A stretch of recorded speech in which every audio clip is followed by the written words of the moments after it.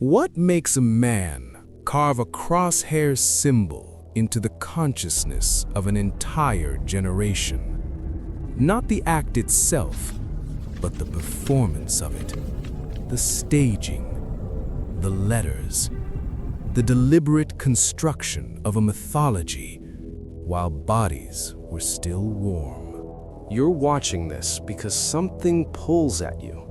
Maybe it's the unsolved nature of it all. Maybe it's the ciphers, encrypted taunts that promise answers but deliver only more questions. Or maybe it's something darker, something you won't admit, even to yourself. The uncomfortable recognition that you understand, on some level, why he did it. Not the killing, never that, but the need to be seen, to matter, to prove that you exist in a world that treats most of us as invisible. The Zodiac killer wasn't just hunting people. He was hunting immortality. And here we are, decades later, still giving it to him. But what if I told you everything you think you know about this case is actually the answer to a completely different question? What if the mystery we've been trying to solve is the smokescreen hiding something far more disturbing, not about him, but about human nature itself? Stay with me, because what I'm about to show you isn't a story with a resolution, it's a mirror, and you might not like what looks back. December 20th, 1968. Betty Lou Jensen, David Faraday, Lake Herman Road. Two teenagers on a first date, parked where they believed they had privacy. They were shot at point-blank range. The first confirmed victims. But here's what the reports don't emphasize. He could have killed them and vanished into the night. Like countless other murderers, unknown, uncaught, unmythologized. He didn't. Instead, he waited 7 months. 7 months of silence, while the case grew cold. While investigators chased leads that went nowhere. While families grieved in that particular kind of hell born of senseless violence. And then, August 1st, 1969, 3 nearly identical letters arrived. 3 different newspapers. They weren't confessions. They were invitations. Dear editor, I am the killer of the 2 teenagers last Christmas at Lake Herman. But it's what came next that reveals the psychology we're excavating. Enclosed with each letter was 1/3 of a 408-character cipher, not a puzzle by accident, a design. He was setting the terms of engagement. By splitting the message across 3 newspapers, he guaranteed maximum coverage. He forced competition between newsrooms and ensured his encrypted words would saturate the public consciousness. This wasn't about evading capture. This was about control, about conducting an orchestra of human attention. Think about the kind of mind that sees murder not as an ending, but as the opening act of a much longer performance. A performance that requires an audience, that requires participation, that demands strangers hundreds of miles away spend their evenings hunched over kitchen tables trying to decode his thoughts. He wasn't just taking lives, he was colonizing the cognitive space of thousands of people he would never meet. The cipher was solved within a week by a high school teacher and his wife. And what did it say? What confession, what demand could justify such elaborate encoding? I like killing people because it is so much fun. But then, something curious appears in the final lines. I will not give you my name because you will try to stop my collecting of slaves for my afterlife. Slaves for his afterlife. This is where we need to pause and resist the urge to dismiss this as grandiose ranting. This is theological thinking, a man constructing an entire cosmology to justify his violence. In his mythology, he isn't simply murdering, he's recruiting. Every victim becomes property in an eternal dominion. Death isn't an ending, it's a transition into his service, his kingdom, his story. Do you see what he's done? He transformed random acts of violence into a narrative of power. A narrative that claims to transcend mortality itself. And more disturbingly, he invited all of us into that narrative.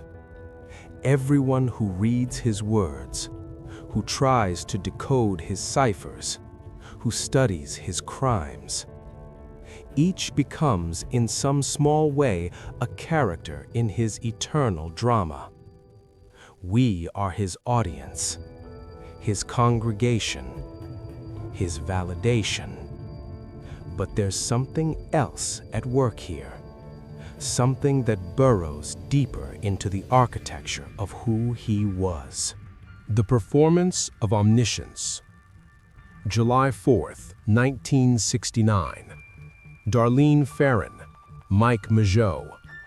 Blue Rock Springs Park. Another couple, another parking area, another gun emerging from the darkness. But this time, someone survived. For the first time, there was a living witness. Someone who could describe his voice, his demeanor, his method. The Zodiac's response came within hours. A phone call to the Vallejo Police Department. A calm, unhurried voice. I want to report a double murder. If you go 1 mile east on Columbus Parkway, you'll find kids in a brown car. They were shot with a 9mm Luger. I also killed those kids last year. Goodbye. He knew Mageau had survived. The police hadn't released that information yet, but the Zodiac had to tell them anyway, had to correct the record, had to assert his omniscience, even though it exposed the imperfection in his performance. This is the compulsion we need to understand, the need to be the narrator of his own story. So overwhelming, it eclipsed basic self-preservation.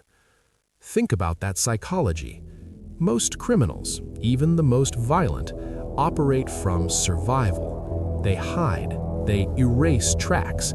They don't call the police to talk about their crimes. But the Zodiac existed in a different paradigm entirely.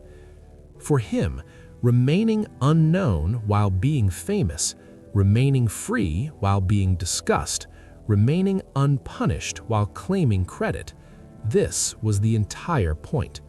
The murders were almost incidental, a means to generate raw material for his true art, the cultivation of fear, fascination, and his own legend. But it's his letters that truly expose the mechanism of his psychology. Over the next few years, he would send dozens of them. Some contained additional ciphers, most notably the 340-character cipher, a code that wouldn't be solved for 51 years. Others included bizarre diagrams, claims about bombs, and swatches of clothing taken from his victims, physical proof that he was who he claimed to be. But all of them, every single one, served the same purpose. They weren't about information. They were about connection, maintaining the relationship between the Zodiac and his public. Because that's what we were, what we still are, his public. He wasn't just writing to police or newspapers, he was writing to us, teasing us, threatening us, flirting with us. The tone of the letters shifts constantly, menacing, then almost playful. like a cat batting at a mouse before the kill. But beneath that performance, there's something else. Something needy. Something that contradicts the image he tried to project. The cold, calculating killer. In one letter, he complains people weren't wearing his buttons. Circular pins he designed, marked with his crosshair symbol. He wanted to see them on the streets, on bodies, on clothing. His brand spreading through the world. And when the public didn't comply, when we didn't turn ourselves into advertisements for his terror, he complained about it, in writing. So ask yourself this: what kind of killer cares about merchandise? September 27th, 1969. Lake Berryessa. Bryan Hartnell, Cecelia Shepard. College students enjoying a picnic by the water. Then the Zodiac approached, wearing an executioner's hood, a homemade costume, his symbol stitched on the chest, clip-on sunglasses behind the eye holes. He carried a gun, but said he only wanted money and car keys, an escape to Mexico. He tied them up. Then he stabbed them. Methodically. 10 wounds for Hartnell, 24 for Shepard. She would die 2 days later. Before leaving, he wrote on the car door the dates of his previous attacks, the words "by knife," and his symbol. This attack is different, and those differences matter. First, the costume. Why wear a hood in an isolated place where being seen was unlikely? Because it wasn't for the victims, and it wasn't practical. The costume was for him, part of the ritual, the theater of the act. He needed to feel like the character he'd created, to physically embody the symbol, to become the myth. Second, the deception. He told them he wanted money, said he wouldn't hurt them, claimed he was just a desperate man trying to flee the country. But he never intended to rob them, and he never intended to let them live. So why the lie? Why not attack immediately, with the element of surprise? Because surprise wasn't the goal. Control was. He wanted their compliance, their trust, their hope. The lie created a false reality, a script where he was reasonable, predictable, almost human. And within that script, he had power, not just over their bodies, but over their perception of reality itself. For the Zodiac, the lie mattered, because domination began before the knife. Because the encryption was the point. The encryption meant more people thinking about him, more resources dedicated to him, more proof that he mattered, that he could create puzzles that stumped the world's best code breakers for half a century.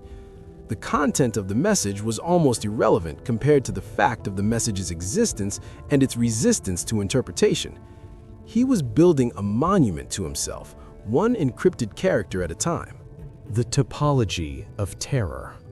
October 11th, 1969. Paul Stine, a cab driver, shot in the head in San Francisco's Presidio Heights. The Zodiac took a piece of the blood-stained shirt and mailed it to newspapers as proof. But this murder was different. It wasn't hidden. It wasn't remote. It was in the city. The victim was alone. No ritual, no costume, just execution. And this time, there were witnesses. People watched a stocky man calmly wipe down the cab. Police arrived within minutes. They passed the killer on the street. They spoke to him. He pointed them in the wrong direction. They believed him, and he walked away. 3 days later, a letter. This is the Zodiac speaking. He claimed he watched police search the area, saw their faces, stayed close the entire time. Then came the real weapon, a threat against children, a school bus. The threat was never carried out, but the fear was. Bus routes changed.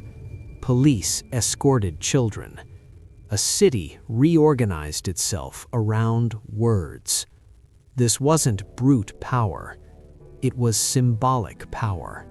The Zodiac likely couldn't execute the attack, but he didn't need to. In a mediated society, belief is leverage. You don't have to do it. You just have to make people think you might. So here's what I want you to sit with.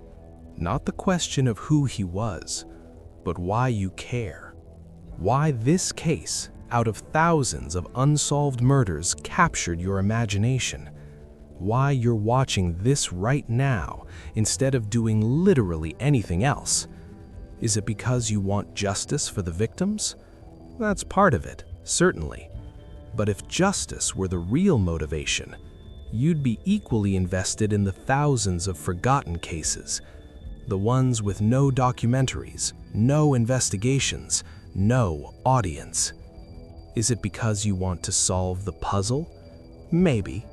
The human mind loves patterns. It hates loose ends.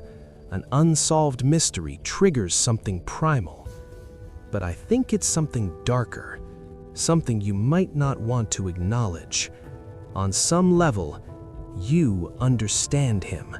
Not the killing, never that, but the desire to matter, to be remembered, to prove your existence meant something in a universe that seems designed to make us insignificant. Billions live, billions die, and within a generation or two, they're gone, as if they never existed at all. That's what makes the Zodiac's solution feel seductive. He made himself unforgettable. Through the worst possible means, yes, but unforgettable nonetheless.